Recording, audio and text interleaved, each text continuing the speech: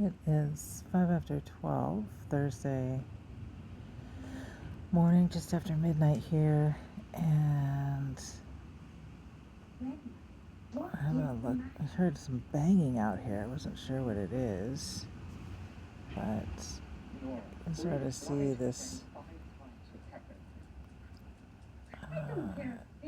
lamppost was really wobbling.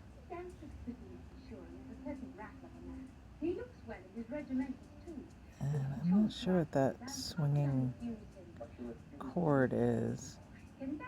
Something obviously fell from under the porte cochere. So we'll find out tomorrow what it is. Too dangerous to go out now. You don't want anything to take you out. Whew. It's